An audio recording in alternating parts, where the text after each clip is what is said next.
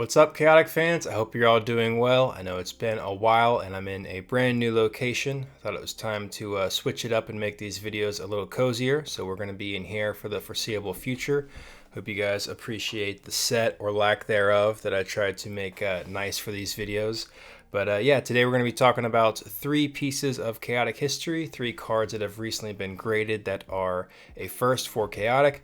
Obviously, there's not a ton of new Chaotic stuff that goes on, so whenever there is something kind of new or noteworthy, I want to talk about it with you guys. So we're going to be talking about that today.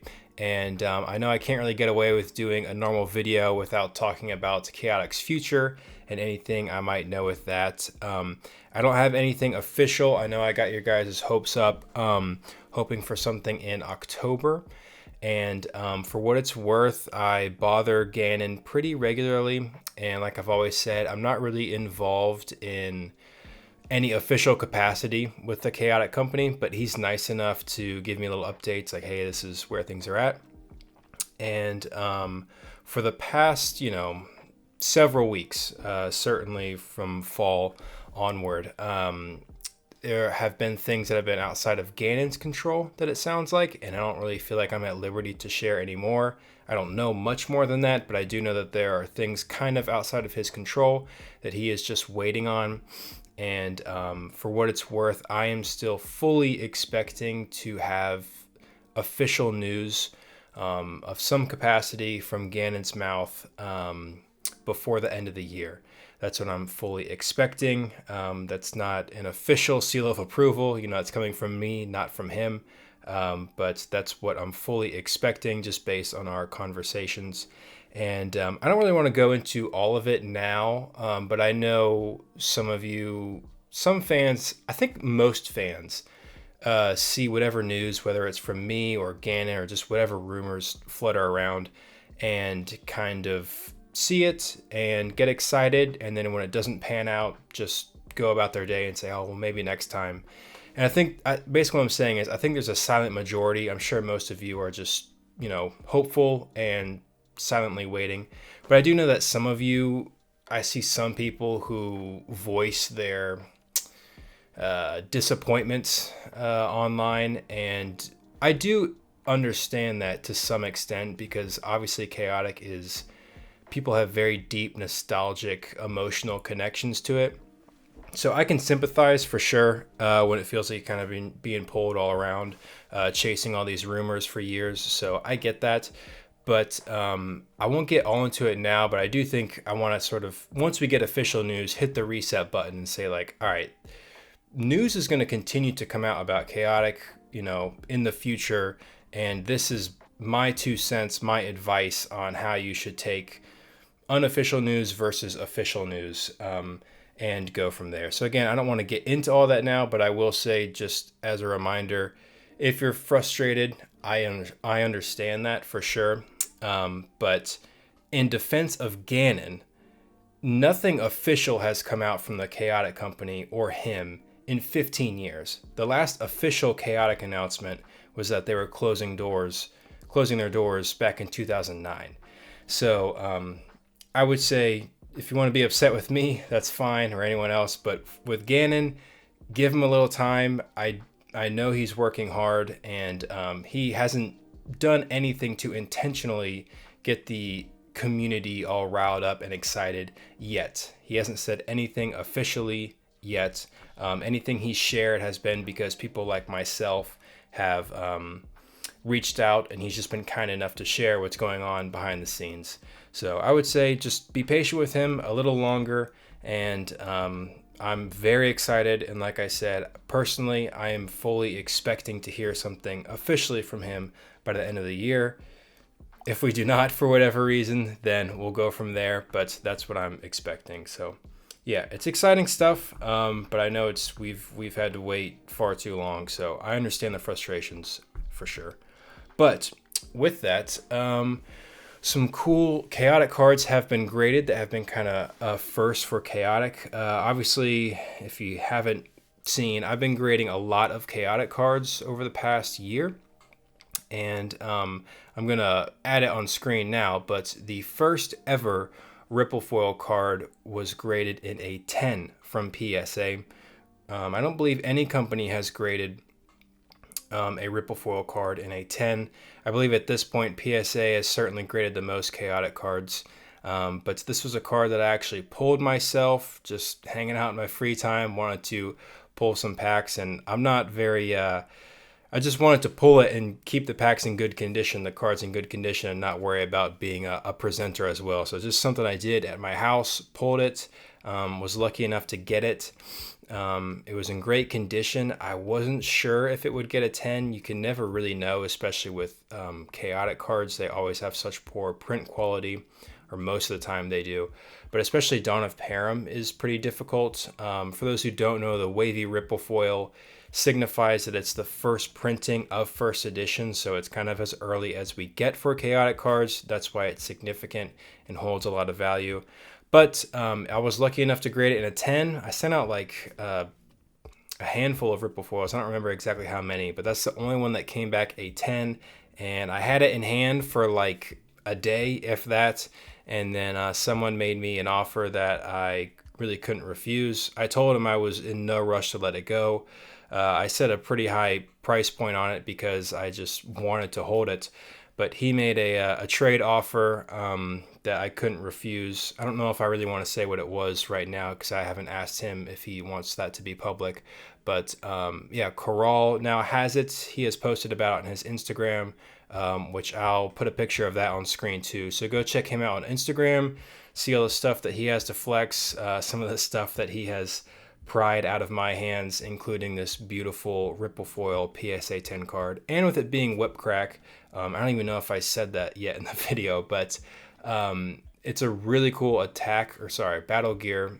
Even though it's not ultra rare, it's really cool because in my mind, Dawn of Param is, forever linked with sort of the Underworld burn deck, and using Kaor, that was clearly the most powerful card and deck build for the first set. And I don't know if there's any battle gear that would be better to use with Kaor than the Wep Crack. So it's really cool that they go hand in hand together. But yeah, that's really cool. And then I have a couple cards myself. I'll start with kind of the lesser of the two. But I have graded some cards starting with Also, check this out. I got this brand new playmat to make things a little more lively, instead of that boring old gray one I had, for those who know. Just so you know, all of this is because I'm preparing to do more chaotic streams in the future. So if that tells you anything about how optimistic I am about chaotic, I'm setting all this up because I want the content to be better. But with that being said, this is the first ever rare creature in a PSA 10. As far as I know, I just recently checked the pop report. Only 3 PSA 10s have ever come from Dawn of Param. One was the Wep Crack that I recently graded and sold. This is the second Odu Bathax. I believe it's minimum energy, but I don't care. I will take it. This is another card I pulled myself and graded. And the third is a common Dardamus card that I sold a while ago as well. So I've been lucky enough to grade all 3. I've sold/traded 2 of them, and this is the last piece of chaotic history that I have. But I really like Odu Bathax. I feel like he's kind of overlooked. I feel like the Danians just always get overlooked in general, but I really like the Danians. And I really love the copper foiling for the rare cards from Dawn of Param because I feel like it helps separate it a lot from the rest of rare cards. You can very easily, quickly tell it's very unique. And also, I think it helps keep the artwork a lot more visible. You can appreciate the artwork a lot better, in my opinion. Those later sets with that just like gloss foiling they put over the rares makes it really hard to appreciate the artwork, in my opinion. But yeah, nothing too crazy about this card, but it is a first, and I'm very happy to own it. For those who don't know, these things collect dust like crazy, but yeah, really beautiful card. And last but not least, certainly not least, I've had this for a while, and I'm sure a lot of you who are very involved in the market have already seen it on my eBay or website, but This is a Bluegon Winter Warrior. The story behind this is that someone reached out to me and said they had a bunch of loose packs from Forged Unity, Turn of the Tide, like many sets. It was the whole Marillion Invasion block, all those 4 sets, and then also they had some Alliances Unraveled packs. Just loose booster packs they were looking to sell. I didn't really know where they got them from. Sounded like they'd had them for a while, but I ended up purchasing them and was just selling them on my website. And people kind of understand the risk of like loose packs. You never know fully where they come from, 15 years later. The potential risk is that they could have come from a booster box where someone already pulled the Ultra. I personally don't sell any packs knowingly having that. The only packs, I still have some leftover Rise of the Oligarch packs from that guy. So I still don't know where he got those. But I saw that some people who I was selling packs to were pulling really good cards, including ultra rares. So I was like, okay, maybe not all these booster packs are searched. So then I decided to take all the Forged Unity and Turn of the Tide packs that I had left and just open them myself. I probably should have done it on camera, but that was another one that I just wanted to do for myself. And I was mainly concerned with keeping them in good condition, sleeving them immediately so I could send them off to be graded. So I ended up pulling this, and at the time I remember thinking it was a little off center. I think it's, left to right. This border's a little thicker. This is a super rare card. For those who don't know, it's the second printing of Bluegon, which is a pretty cool creature. I love like snowy aesthetic anything, and Bluegon is one of my favorite creatures, so I was really happy with this. And I remember looking at it, and all I knew at the time was that it was max energy and max wisdom. That's all I was looking for. And that's kind of the best combo. Again, knowing it was off center, I was like, whatever, I'll send it out. It'll probably grade a 9 at the most, but I'll take that. Sent it out, didn't think anything of it. Then the card comes back, and I went to go list it on my eBay, and I was looking up the rest of the stats to see if it had any other max stats. And lo and behold, all 5 stats are at the maximum possible value. For those who don't know, that's something that is incredibly rare that can happen in Chaotic. These stats vary. They have a minimum and maximum range, but very, very rarely, all 5 stats, courage, power, wisdom, speed, and energy, can be at the maximum possible value. And when that happens, it's not a guarantee, but it's very likely that it's the only copy like that in the entire world.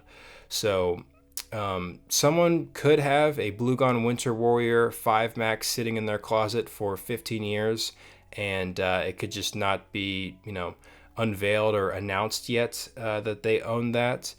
But it's very, very unlikely, especially for the super rare and ultra rare cards. I would say for ultra rare cards, it's pretty much a guarantee. For super rare cards, it's very close to a guarantee that there's no other copy in the world. So I think that's one of the really cool things about Chaotic as well, that it was kind of ahead of its time in that added level of rarity. Like in Magic the Gathering recently, they've added serialized cards, and people like chasing, those serialized cards. And Pokemon has all these different rarity tiers now where cards are extremely hard to pull. Well, technically with Chaotic cards, every pack could technically have a 1-of-1 card in there that would be very sought after because of the variable stats. So that's something that still keeps opening Chaotic packs really cool, and there's a really valuable chase there. But yeah, really beautiful card. Really only thing wrong with it, in my opinion, is the centering, but super, super happy with this. I currently have it listed for an absurd price, something like $15,000, because I'm in no rush to let go of it. But if someone won the lottery and really wanted this card, especially when Chaotic comes back, if anyone sort of has that sort of money to throw around, I just want people to know that I do have it and I'm taking offers. I have no idea what I would take for it, but yeah, definitely not in a rush to let it go. But yeah, that is about it. Hopefully any of that was interesting. Like I always say, there's obviously not a lot of chaotic stuff going on, a lot of new chaotic stuff that's ever going on, but I thought those three things were cool. I do have more cards that I'll be uploading to my website and eBay, some graded cards, probably this week, and then I have another shipment getting back from PSA with a few more probably in a couple weeks, and I think that's about all the chaotic cards I have out at PSA at the moment. But yeah, if you want to check it out, if you're looking for chaotic cards, feel free to go check out my website where I offer better prices than on eBay.